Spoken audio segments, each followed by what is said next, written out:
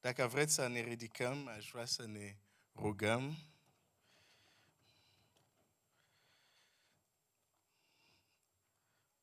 Dar voi citi un text mai întâi și apoi ne vom ruga.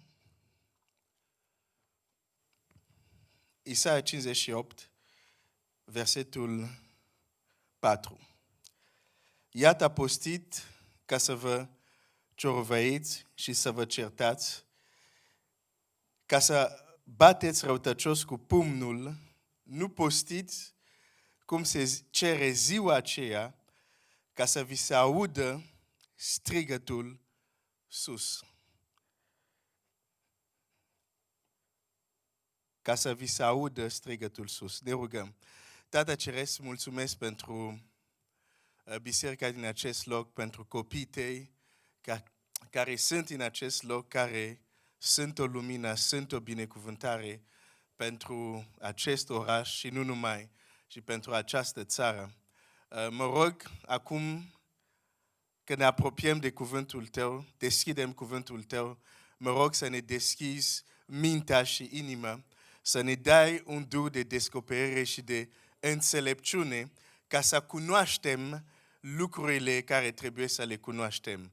Tată, mă rog să dai un răspuns la mai multe inimi care sunt aici, care sunt într-o situație unde nu mai știu ce să facă, unde s-au rugat, au căutat, au mers stângă, dreapta, dar tot parcă rămân în același loc. Dă-le un răspuns în această dimineață, mă rog, în numele lui Iisus.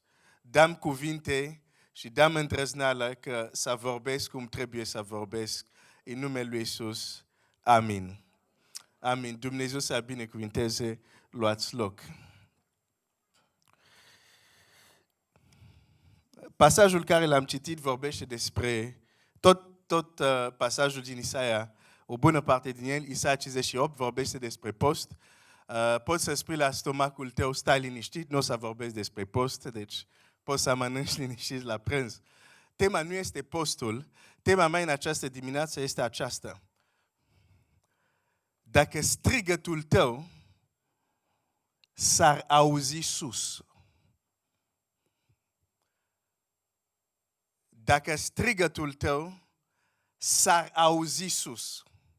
În textul acesta, Dumnezeu vorbește și spune la oameni religios, la oameni care cred în El, la oameni care țin post, la oameni care se roagă, la oameni care merg la biserică dacă vrei, le spune, ok, voi faceți asta, dar modul cum faceți asta nu e modul cum vocea voastră, strigătul vostru să fie auzit sus.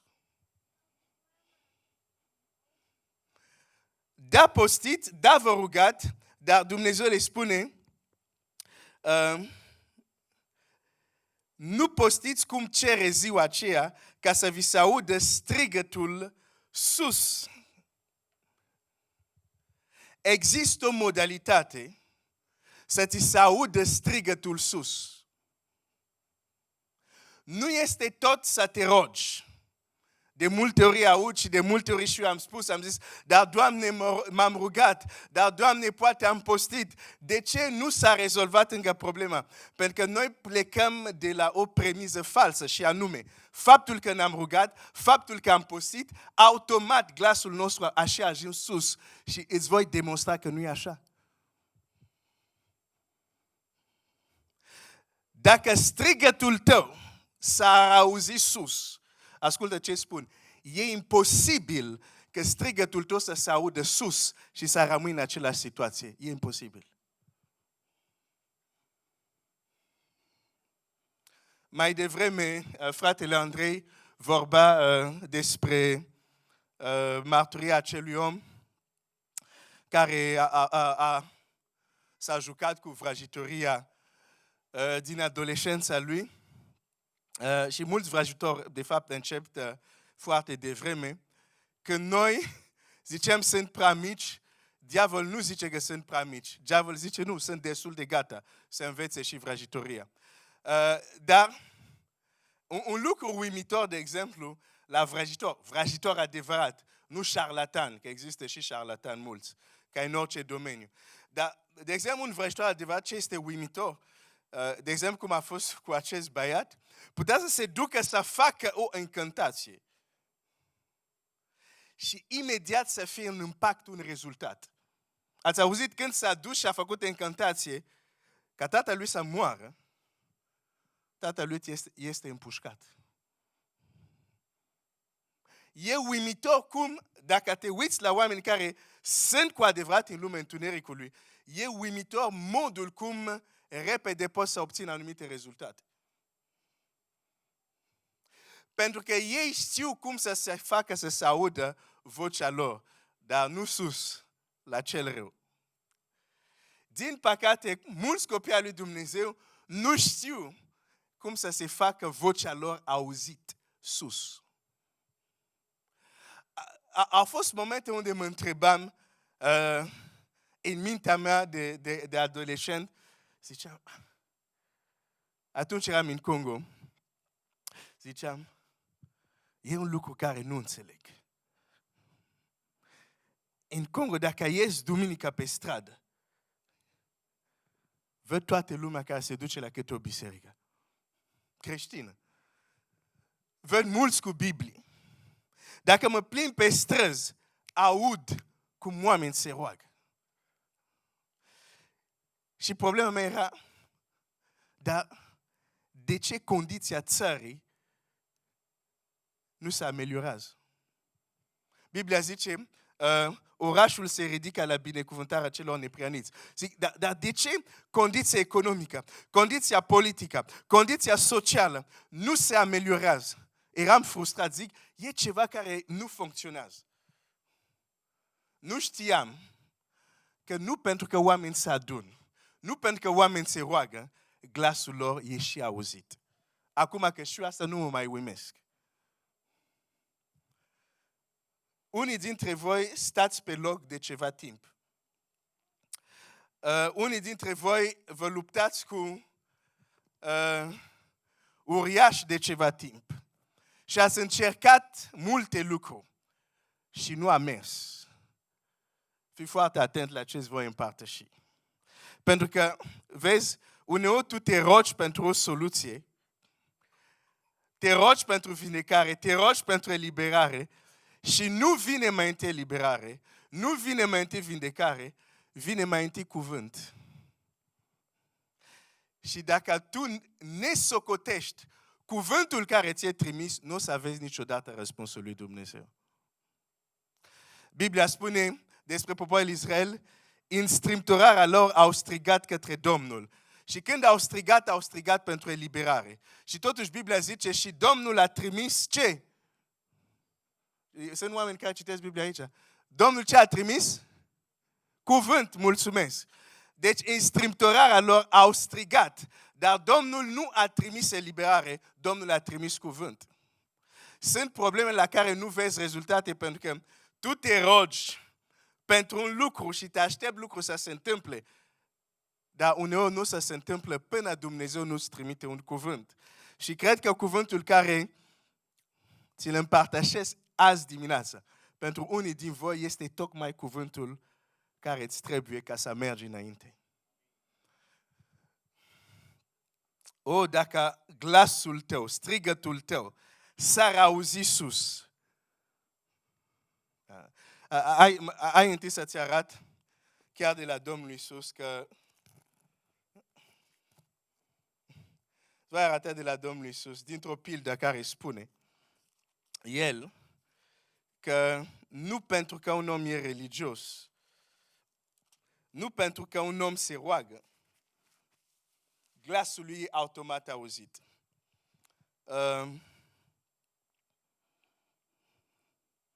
Luca 18, începând cu versetul 9.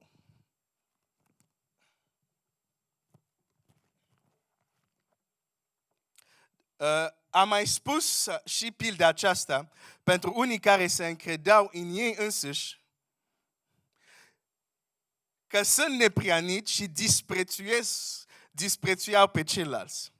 Doi oameni s-au suit la templu ca să se roage. S-au suit pentru ce? Să se Acum începe să aprindeți. Așa, vorbiți cu mine. Așa, răspundeți. Ca să știu că sunteți trași, că în spatele măștilor nu mai știu exact. Sunt trași, au adormit, deci e bine. Deci s-au dus pentru ce? Pentru a se ruga. Amândoi s-au dus pentru a se ruga. Și uitați ce zice Scriptura. Unul era fariseu, altul era vameș. Deci unul era foarte religios. Și foarte, în mod normal, trebuia să fie și foarte moral, foarte religios. Iar celălalt vameș era foarte păcătos. Ca să rezumăm așa. Fariseul stătea în picioare și a început să se roage în sine astfel. Dumnezeule, îți mulțumesc că nu sunt ca ceilalți oameni, harpareți, nedrepți, pracovari sau chiar ca vameșul acesta. Ok, fariseul, faptul că nu era, ce zice aici? Faptul că nu era harpareți, nedrepți, pracovari sau ca vameșul, faptul că nu era așa, era un lucru bun, nu-i așa? Da, era bine, foarte bine că nu era așa. Foarte bine că s-a hotărât să aibă o viață curată. Foarte bine. E un creștin bun. Pentru că de multe ori, azi când noi vorbim de farisei, ne gândim la oameni fațarnici, la oameni răi. Nu. Farisei, în general, erau oameni care s-au retras, s-au supradisciplinat să trăiască o viață curată. Era un creștin bun, dacă vrei, dacă aduc în zilele noastre. O viață curată, cu minte, nu era amestecat cu lume și asta era un lucru bun. Și el se roagă. Și te-ai putea gândi pe un astfel de creștin care nu e lumești, care s-a separat de lume. Normal că Dumnezeu să-l audă. O să vedem ce se întâmplă. Eu postez de 2 ori pe săptămână. Dau zecială din toate veniturile mele. Din nou. Asta era foarte bine că facea lucrurile astea. Deci nu era un om rău în sensul cum noi percepem un om rău. Nu, era un om, din percepția noastră, era un om bun. Era fratele creștin exemplar. Și șochez deja pe unii când zic asta.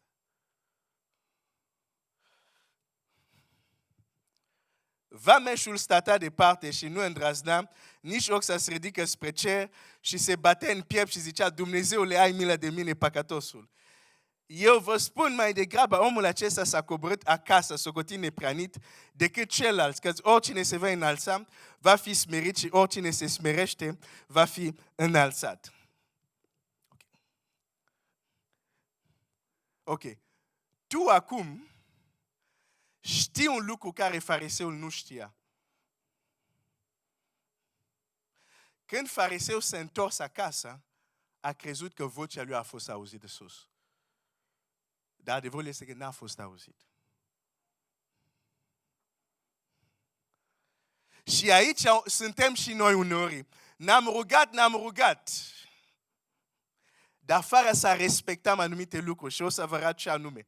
Fără să respectăm anumite lucruri și plecăm acasă, credem că vocea noastră s-a auzit, când de fapt nu s-a auzit. Pentru că îți spun, când vocea ta, și o să-ți demonstrez de asta acum, când vocea ta se aude sus, cerul se mișcă. Și când cerul se mișcă, pe pământ se vede. Când cerul se mișcă, mereu ceva se întâmplă pe pământ. De aceea îți spuneam, nu are cum glasul tău, strigătul tău, să se audă sus și să nu se întâmplă nimic. Ne întoarcem în Vechiul Testament. Dar reții această pildă, o să mai menționez așa, ca referință. Ok, hai să mergem în Geneza. În Geneza 16, cred. Geneza 16 și versetul imediat.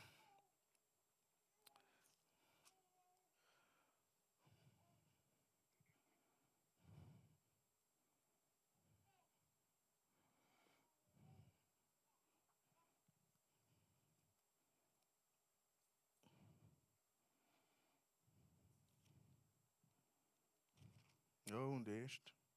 Imediat vi-l găsesc.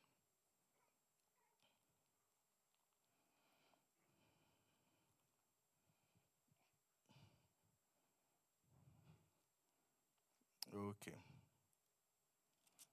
Cred că este aici. Unde ești? Gata. Gata. Ok. O să vi-l spun, cunoaște sigur textul. Ei trebuie să fie între Geneza 17 și 18. Dar vi-l spun imediat, o să-l găsiți voi în locul meu. Știți că Avram a avut, primul lui fiu al lui Avram se numea? Primul fiu al lui Avram, cum se numea? Ismael. Și când s-a născut Isaac, mama lui Ismael, Agar, și cu Ismael au fost izgonit în pustie. Este în Geneza 21. Trebuia să povestesc ca să găsesc. Ok. Deci sunt izgonit și la un moment dat, hai să citesc versetul 14. Geneza 21, versetul 14. A doua zi, Avram s-a sculat de dimineață, a luat pâine și un burduf de apă pe care i-a dat Agare și i-a pus pe umăr și a dat copilul și a dat drumul. Ea a plecat și a rătăcit prin pustie Beersheba. Când s-a ispravit apa din burduf, a aruncat copilul sub un tufiș. S-a așezut în fața lui la o mică departare de el, ca la o aruncătură de arc, căci zicea ea, să nu văd moartea copilului. A așezut dar în fața lui la o departare, a ridicat glasul și a început să plângă. Da? Ce a făcut Agar? A ridicat glasul și a plâns. Ok. La versetul următor citim așa. Dumnezeu a auzit glasul lui Agar. Așa scrie în Biblie? Nu. Ce scrie? Ce a auzit Dumnezeu? Glasul copilului. Mi se pare tare ciudat acest text. Nu se zice nimic că copilul strigă. Nu se spune nimic că copilul plânge. Se spune despre Agar că a ridicat glasul, a plâns, dar când Dumnezeu vine la Agar, zice, uitați ce îi spune îngerului. Dumnezeu a auzit glasul copilului și îngerul lui Dumnezeu a strigat din cer pe Agar și a zis, ce ai tu, Agar? Nu te teme, căci Dumnezeu a auzit. Și probabil Agar zicea, Dumnezeu m-a auzit, ce bine. Dar când aude ce urmează. Căci Dumnezeu a auzit glasul copilului în locul unde este. Cred că dacă eram Agar, ziceam, eu am strigat, nu el. Cred că în cer acolo trebuie să schimbați un pic sonorizația, că eu am strigat, nu copilul.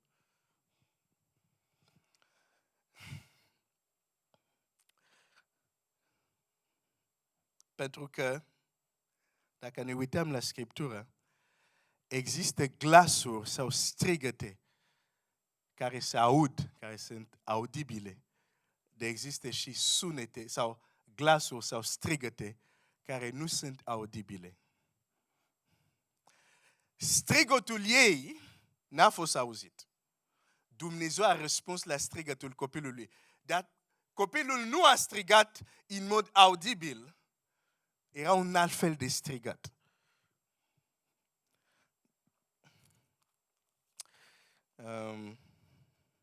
Hai să vă citesc un text, înainte să ne întoarcem la copilul. În Geneza 4, versetul 9. Domnul a zis lui Cain, unde este fratele tău Abel? El a răspuns, nu știu, sunt eu păzitorul fratelui meu. Și Dumnezeu a zis, ce ai făcut? Glasul sângelui fratelui tău strigă din pământ la mine.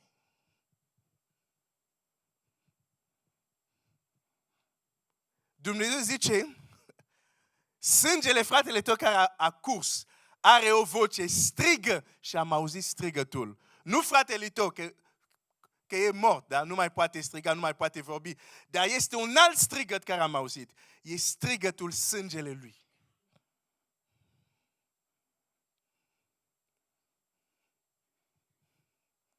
Există strigăte care nu sunt audibile. Ce a auzit Dumnezeu este că Ismail, fiind copilul lui Avram, în sângele lui curgea sângele lui Avram. Este strigătul sângelui care a auzit.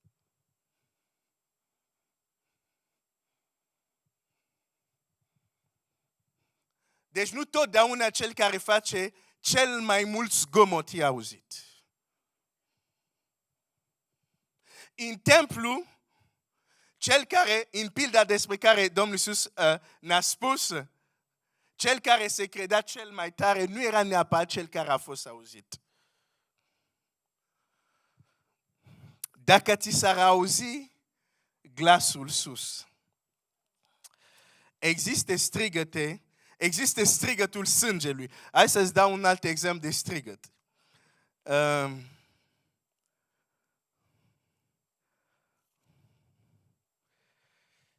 Versetul, hai să dau mai întâi capitolul. Geneza 18, versetul 20. Și Domnul a zis, Domnul vorbea cu Avram, și Domnul a zis, strigătul împotriva Sodomei și Gomorei s-a mărit și păcatul lor, într-adevăr, este nespus de mare. De aceea mă voi coborî acum să văd dacă într-adevăr au lucrat în totul după zvonul venit până la mine și dacă nu va fi așa, voi ști.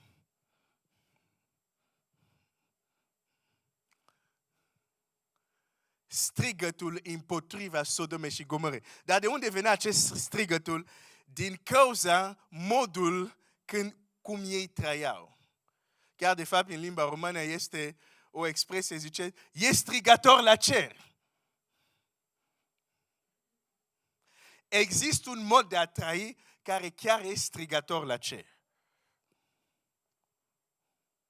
Există un mod de a face lucrurile care e strigator la cer. Acum, depinde.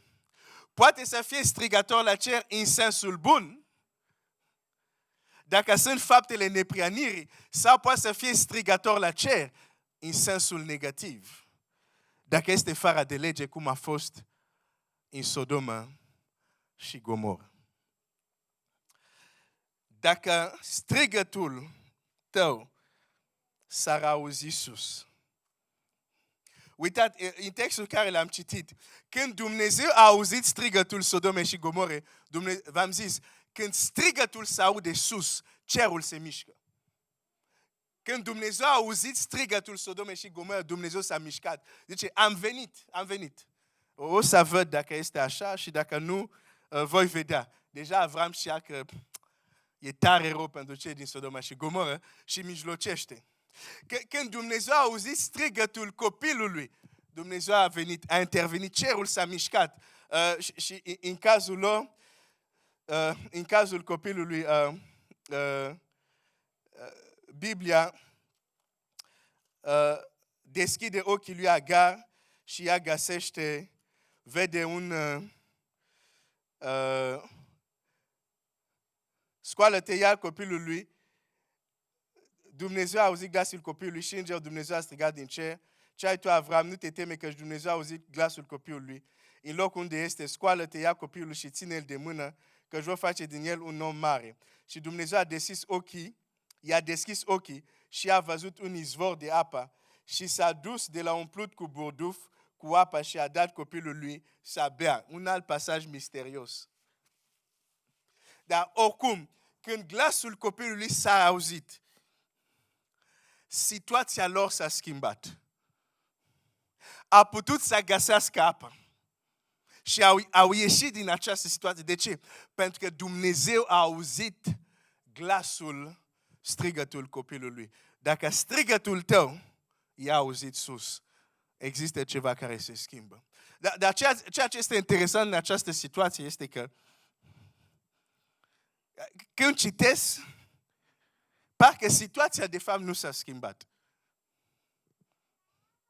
S-a schimbat percepția. Că Biblia nu zice Dumnezeu a lovit o stincă și a ieșit apa, nu. Sau Dumnezeu a făcut să apară o fântână, nu. Biblia zice Dumnezeu a deschis ochii. Hai să văd, ce zice aici? Și Dumnezeu i-a deschis ochii și ea a văzut un izvor. Nu Dumnezeu a creat izvorul atunci. Tot ce a făcut Dumnezeu este să-i deschide ochii.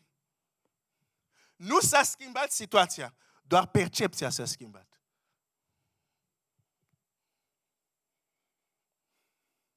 Uneori te rogi, Doamne, intervină, Doamne, și rugăciunea ta este că Dumnezeu să schimbe situația. Și Dumnezeu zice, nu, copilul meu, nu, fiica mea, tu ai o problemă cu percepția ta, trebuie să-ți deschide ochii. Și apoi o să vezi că nici nu ai nevoie să mă rogi să-ți dau apă, că de fapt izvorul e înaintea ta, dar tu ești orb și nu poți să-l vezi.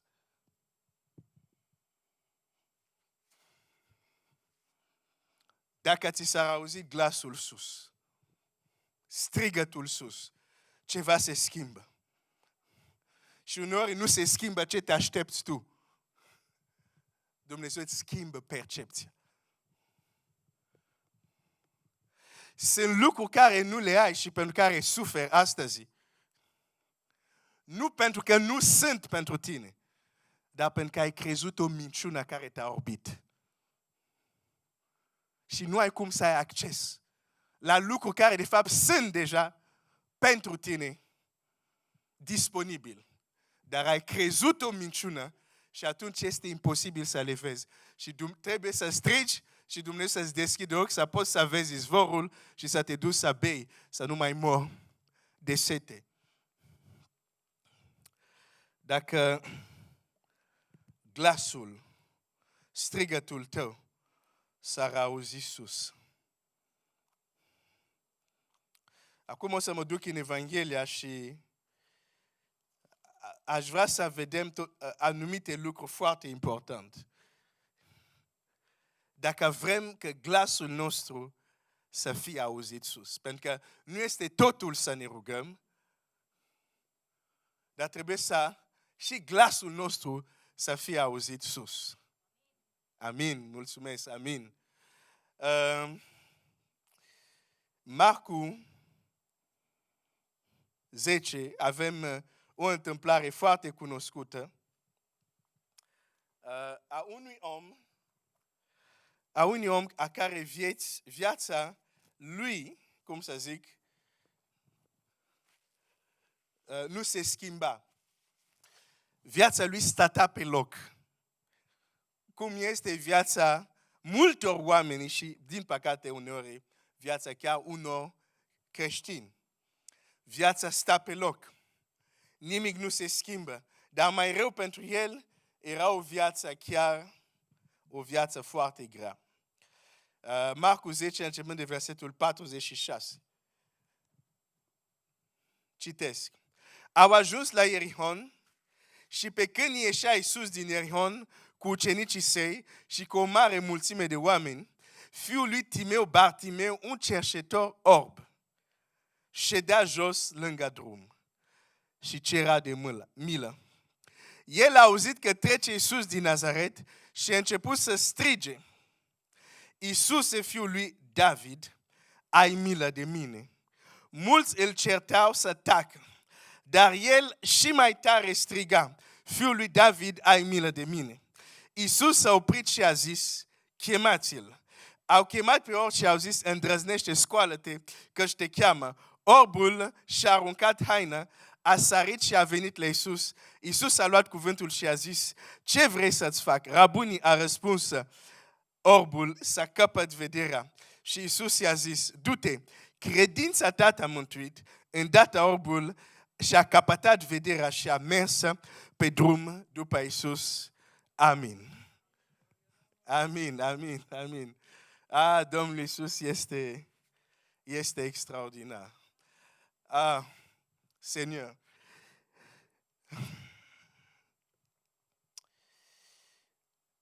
Bartimeu, un cercetor orb.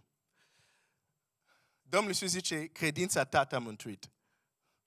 Credința lui Bartimeu a fost strigătul lui care s-a auzit sus. Bartimeu a strigat, glasul lui a strigat într-un mod încât, deși la început Domnul Iisus mergea, mulțimea era cu el și fiecare din mulțime probabil sau majoritate avea fiecare câte o problemă. Aveți grijă de scaunele astea confortabile, că unii din voi văd deja că vântul somnului vă ia. Réveille-toi, réveille-toi, réveille-toi. Uite-te în stânga, uite-te în dreapta. Dacă fratele tău sau sora ta a dormit, trezește-l, zice, nu e momentul să visezi. Nu să visezi scara lui Iacov. Acum deschide ochi ca să vezi scara lui Iacov, da? Trezește, unii din voi deja vântul. Da, știu, nu e vina voastră. Trebuie să cerți scaunele astea. Sunteți prea confortabile, da? Ok, v-ați trezit unii din voi. Adică cei care dormați. Ok, deci mă întorc acum. Strigătul lui a fost credința lui. Strigătul lui, deși Domnul Iisus era ocupat, era înconjurat de mulțime. Dar gândește-te, Domnul Iisus, când mergea, mulți oameni erau cu el, ucenici și oameni care veneau pentru tot fel de probleme. Dar la un moment dat, gândește-te că Domnul Iisus e ca și cum este aici, e o mulțime și Bartimeu se află după zidul ăsta. Și la un moment dat, Domnul Iisus se oprește și se întoarce, zice, nu, chemați-l, chemați-l. Strigătul lui a fost auzit sus. Și atunci cerul se oprește și zice, oh, ok, trebuie să rezolvăm, trebuie să răspundem la acest strigăt. Există un mod când tu strigi, cerul este obligat să răspundă. De aceea Domnul Iisus zice, oare nu le va răspunde sfinților lui care strigă la el zi și noapte, zice, ba da, vă spun că le va răspunde. Nu există, asta nu este Evanghelia lui, asta nu este învățătura lui Iisus. Învățătura lui Iisus este, dacă strigi și continui să strigi zi și noapte, Dumnezeu va răspunde. Cerul trebuie să răspundă. Nu trebuie să-ți spui problema, oare dacă va răspunde, trebuie doar să spui problema când va răspunde. Bartimeu. Ok, hai să vedem câte 2 sau 3 lucruri foarte importante ca strigătul tău să fie auzit sus. Bartimeu a strigat. Dar dacă te trimit în Geneza, când Dumnezeu spune la Agar, prin înger, Dumnezeu a auzit glasul copilului, dar mai adaugă ceva acolo. Cine mai știe?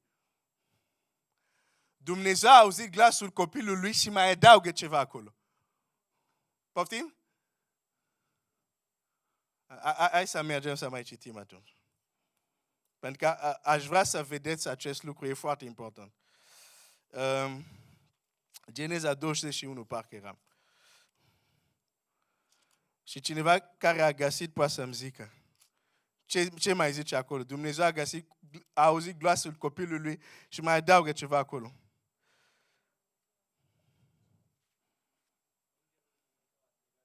Așa? Mai departe? Așa?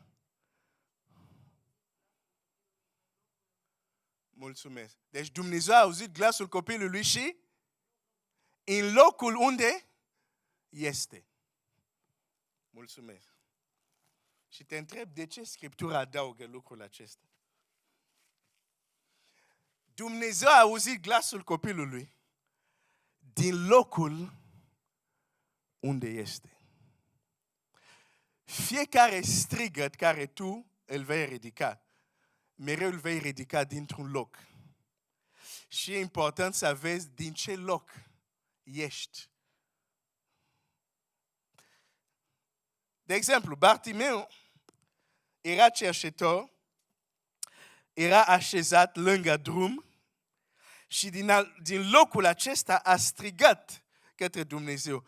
Locul în care el stătea, Bartimeu, era locul smereniei.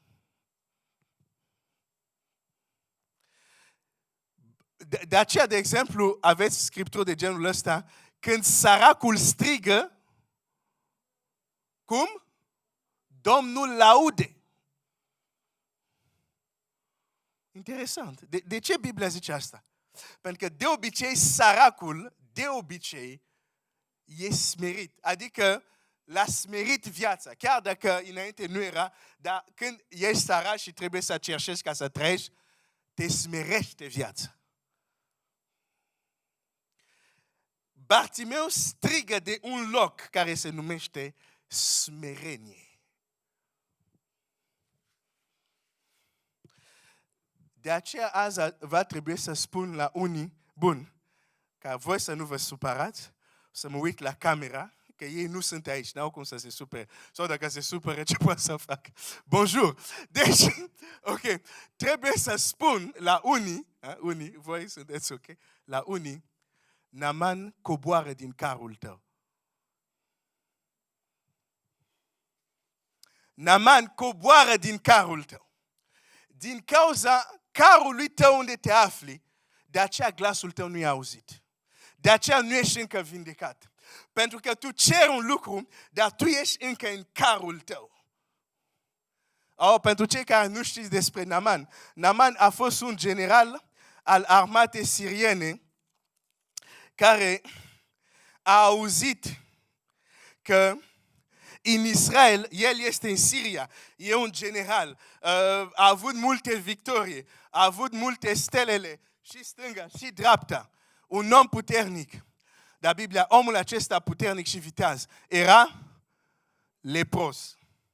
Și aude că în Samaria există un proroc care dacă se duce la el, îl va vindeca de lepra lui. Și Naaman face această călătorie. Deci poți să spui, bravo Naaman, crezi în Dumnezeul lui Israel, bravo Naaman, ai adunat bagajele tale și ai făcut această călătorie lungă și cu siguranță nu era ceva de genul Ploiești-București. I-a luat săptămâni sau poate chiar luni, dar ajunge în sfârșit în Samaria.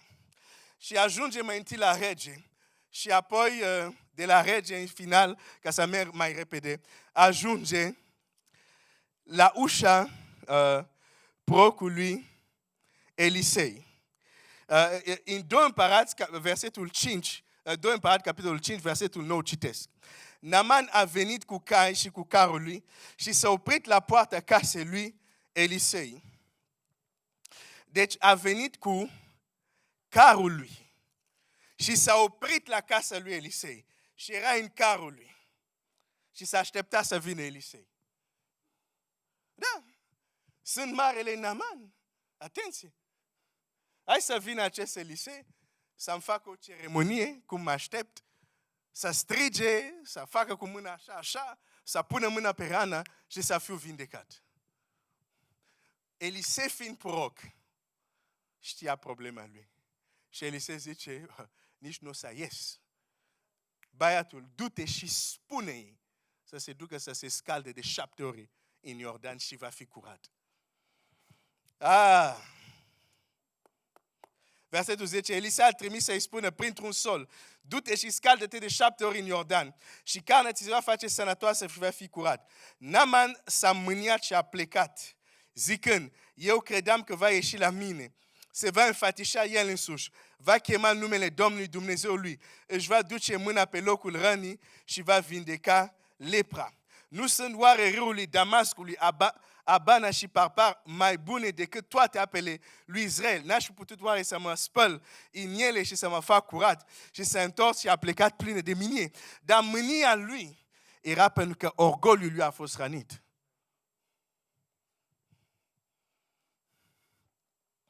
Și o să spui, pe noi, voi, nu ei, voi o să spuneți, pe noi nu suntem ca Naaman. Hai să-ți arăt cum sunteți ca Naaman. Ei nu sunt, dar voi. Că vreau să fiu safe. Mai ales am venit aici cu soția mea, vrem să plecăm în pace. Deci, da? Deci trebuie să fiu înțelept. Ok, tu zici că nu sunteți ca Naaman. Ok, hai să-ți dau un exemplu. Sunt creștini, biserici, te duci la ei. Și dacă nu ai cravată, nici nu mai aud ce predici. Problema lor este cum de a mers la învon fără cravată. Asta e problema lor. Și se supără că cum ai îndrăznit. Sau sunt biserici, frate, stai aici. Aici avem o barieră invizibilă, Nu trebuie să ieși.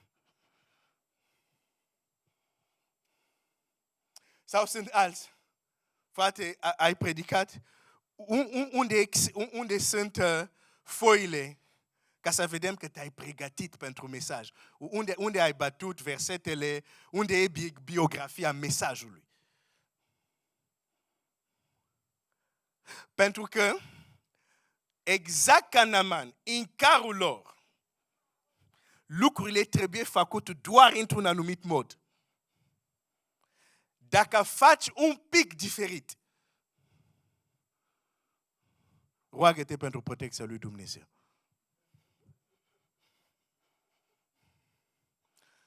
Asta e mândrie. Îmi pare rău, este mândrie. Sunt biserici. Vorbesc cu voi, ei sunt bine. Dacă ești în biserică și auzi ceva care ți atinge inima, și vrei să exprimi bucuria ta. Poate vrei să bat din palme. Poate vrei să ridici mâinile sus. Nu! La noi nu se face așa ceva. E mândrie. Pentru că cine ești tu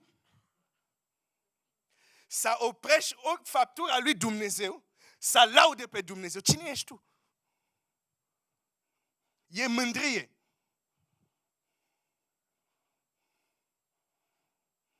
Naaman în carul tău. Nu poți să suport că cineva la biserică să se pune în genunchi și să se proșteană, să zic, stai puțin, asta e Vechiul Testament. Nu e Vechiul Testament, citește Biblia și în Apocalipsa ne vom proșterna înaintea tronului.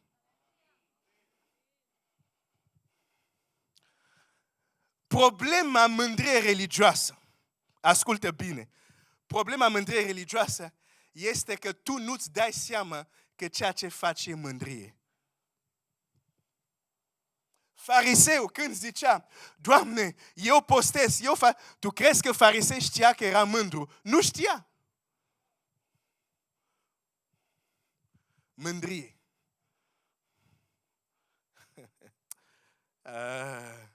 Sunt unii. Nu, Glenn, îndreaptă deget acolo. Sunt unii care n-au știut niciodată ce înseamnă să strige la Domnul. Nu. Domnul a zis, când te rogi, du-te în camera ta, acolo în taină, acolo în suflet, roagă-te. E adevărat. Dar și cum este? Diavol vine la Domnul Iisus și zice, este scris. Și Domnul Iisus zice, mai este și scris. Și cel care îmi zice, intre în inima ta, roagă-te, zic, mai este și scris, strigă la Domnul. Mai este și scris, Iisus Hristos în zilele vieții Lui e Cel care a dus rugăciuni cu strigăte mari și lacrimi. Noi suntem bine educați, nu strigăm. Voi acolo africani strigați, needucați. Ok, nicio problemă. Mândrie. Nu, eu nu strig. Nu e stilul meu. Nu sunt confortabil. Aceleași persoane în fața televizorului. Ei! Oh, credeam că ce face ca omul să strige în tine a fost scos. Deci acolo poți să strigi. Dar înaintea lui Dumnezeu nu. Mândrie, Naaman, coboară din carul tău.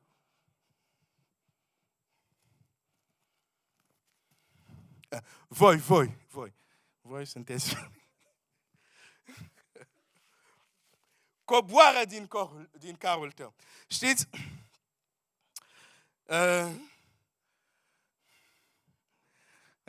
Aici o să lovesc în toate taberele. Dar cei care sunt online, nu care.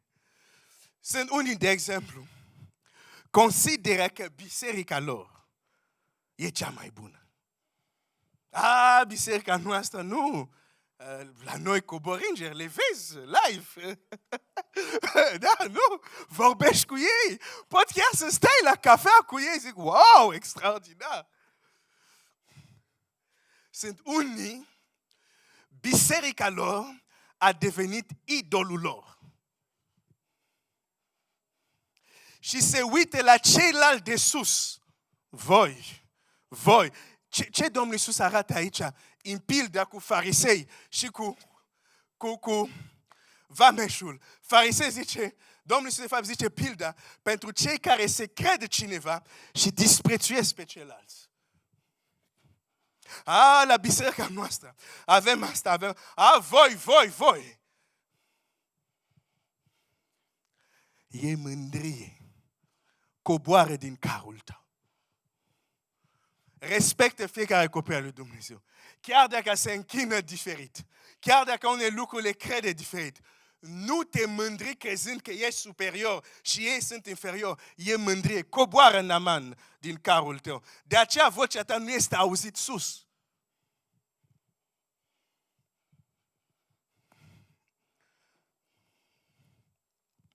Știi ce zice Biblia?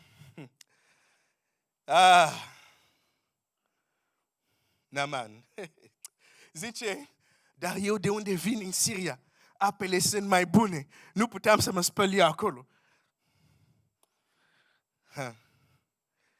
Dar Biblia zice așa. Versetul 14. S-a coborât atunci și s-a cufundat de 7 ori în Iordan, după cuvântul omului Dumnezeu. S-a coborât. Ca să coboare în Iordan, nu s-a coborât cu carul. Trebuia să se dea jos din carul lui. Da-te jos, Naaman, din carul tău. Dacă nu te dai jos, nu contează cu cât decibel strigi, vocea ta nu e auzit sus. Nu te supăra pe mine. Eu zic doar pentru a te ajuta. Coboară din carul tău. Să coborâm. Asta e primul aspect.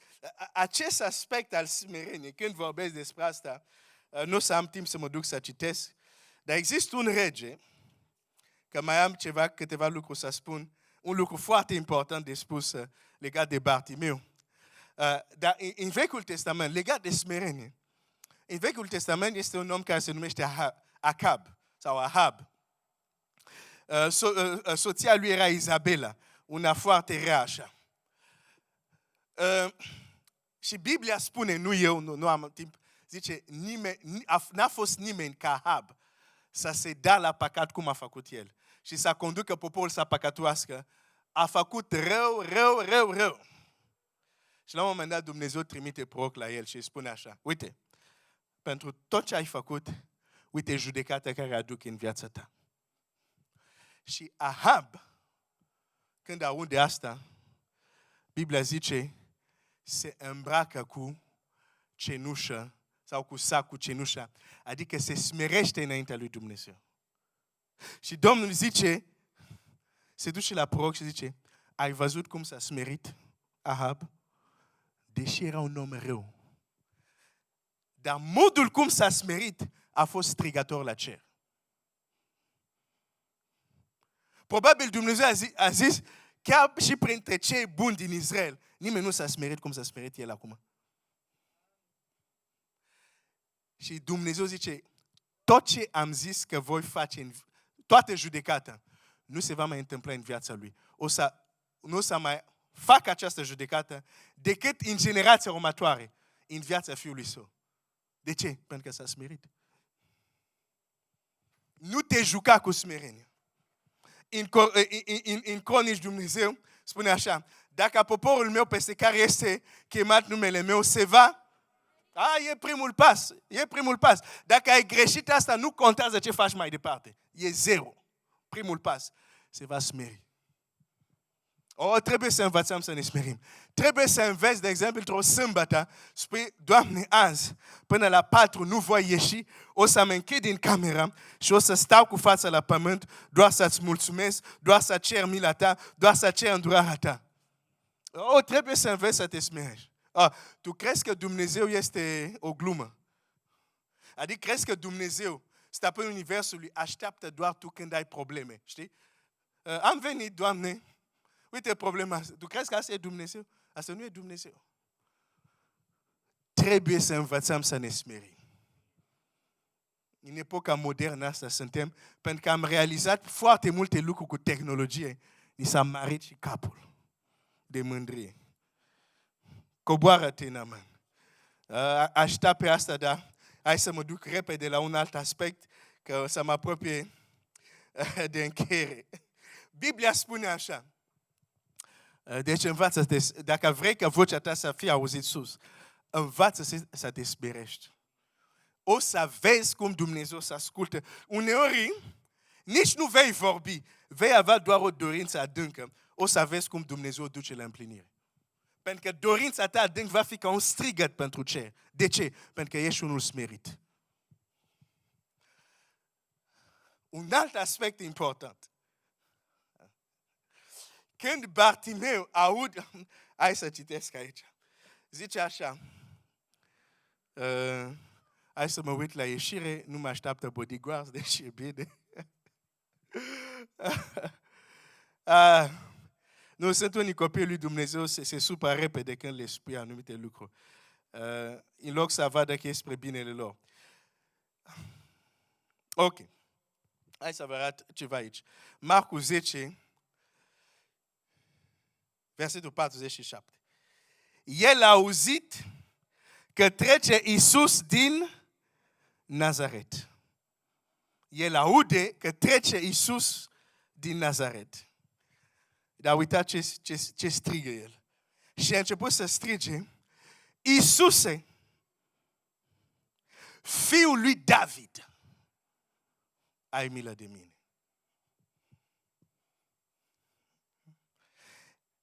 Trecea Iisus din Nazaret.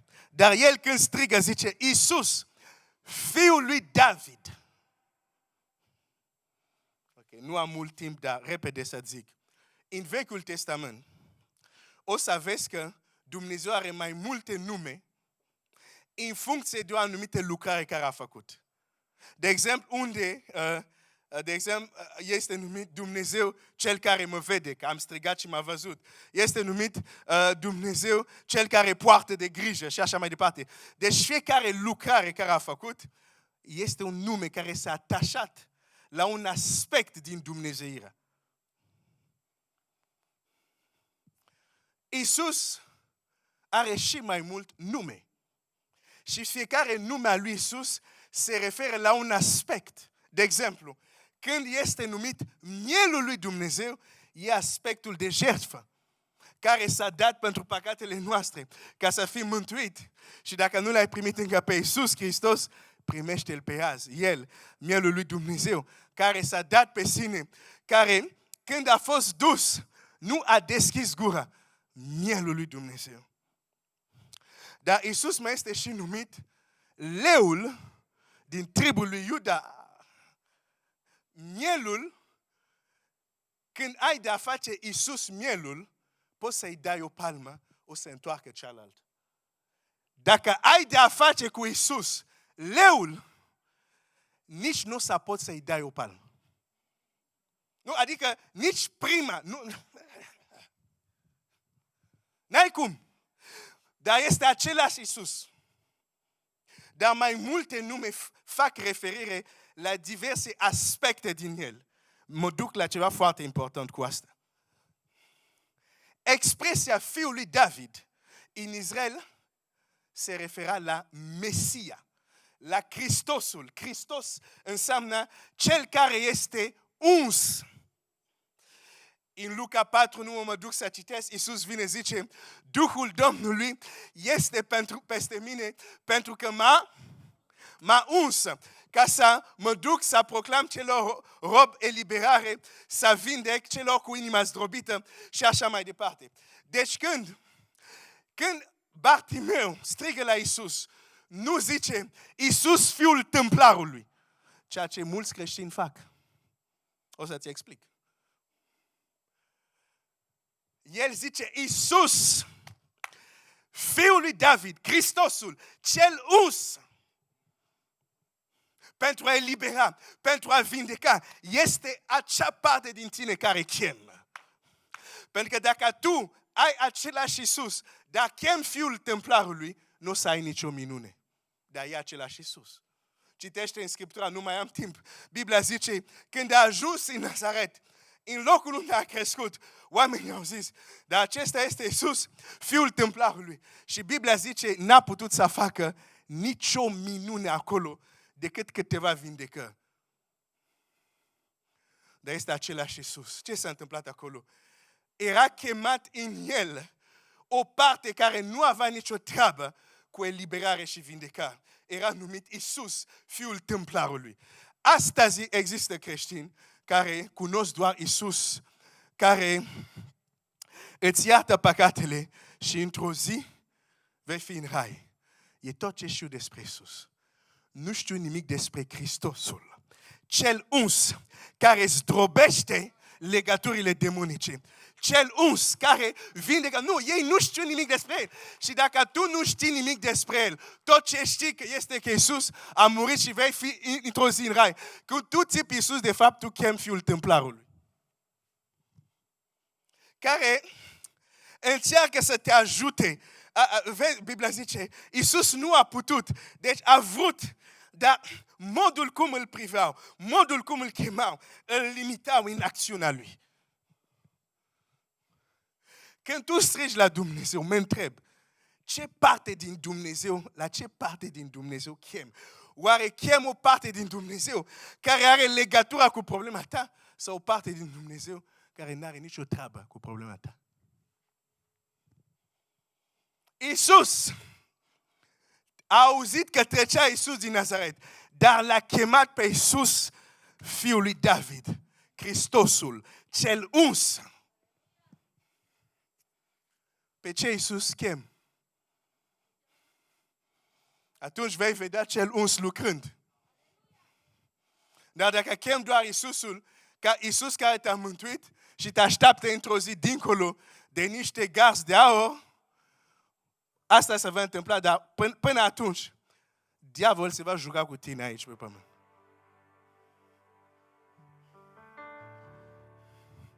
Iisus, fiul lui David. Ne apropiem de încheiere.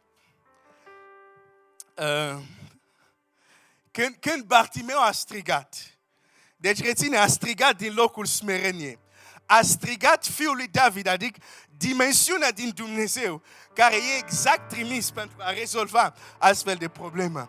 Deși a strigat așa, Biblia spune că mulțimea i-a zis, taci, taci, taci. Mulți îl certau să tacă.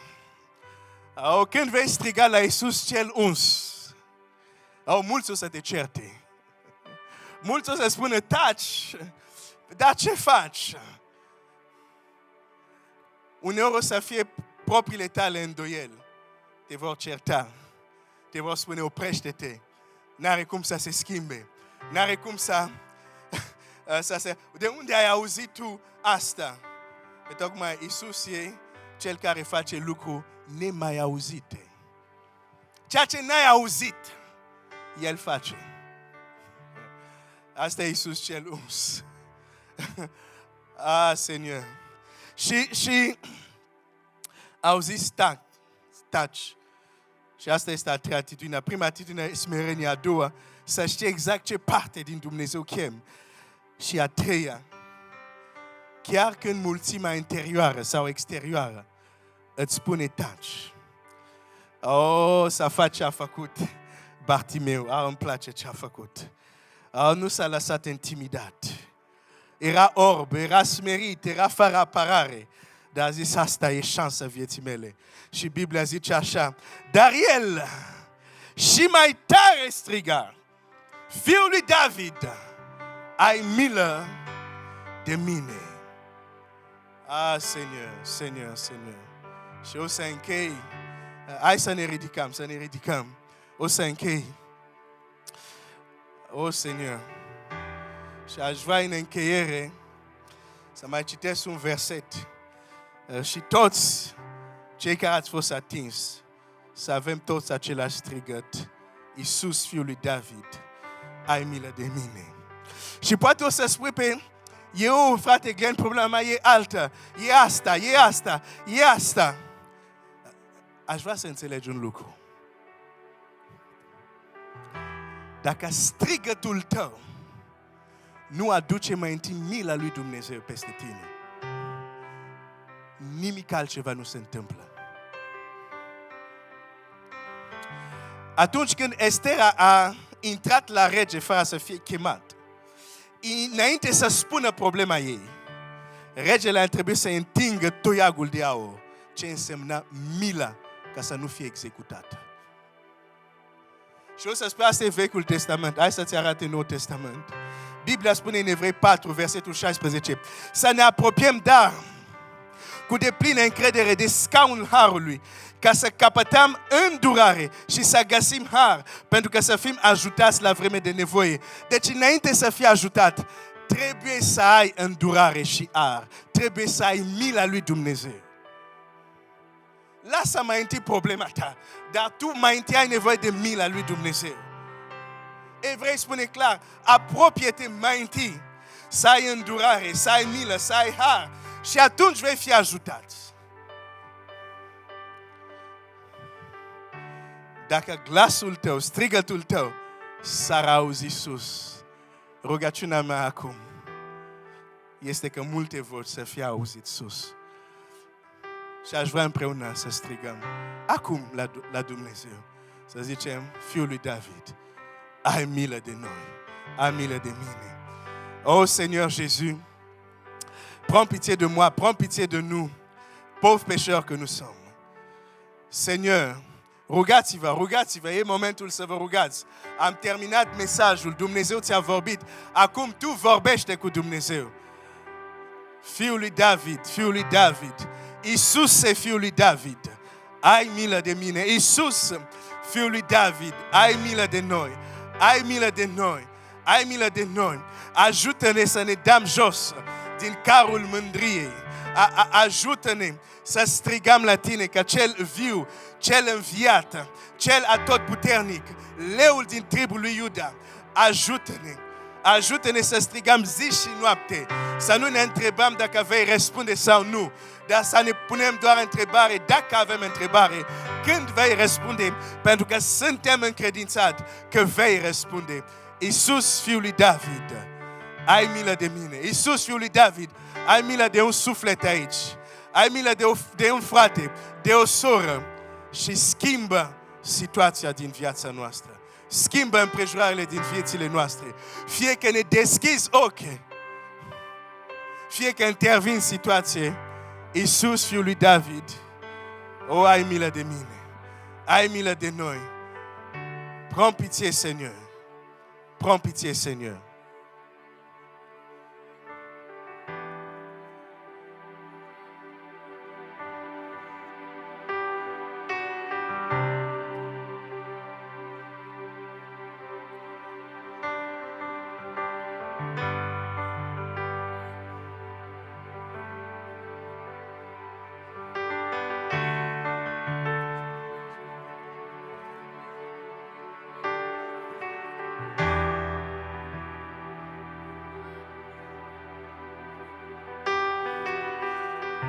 Tată, Ascultă rugăciunile. Ascultă rugăciunile. Ascultă rugăciunile. Am împărtășit ce ai pus în inima mea. Facă cuvântul tău să aducă rod, să aibă impact, să aducă transformare în viețile noastre. Tată, ascultă rugăciunile, ascultă vocile copiilor tăi. Père, écoute, au nom de Jésus.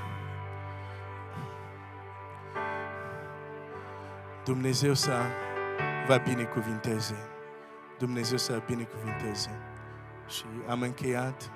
Vreau doar să spun, dacă chiar vrei intervenția lui Dumnezeu în viața ta, exact cum ai ridicat voce acum, când te duci acasă, continui să strigi. Și mai departe, și mai departe. Și apoi o să vii aici și o să spui mărturia ta. Dumnezeu să vă binecuvinteze.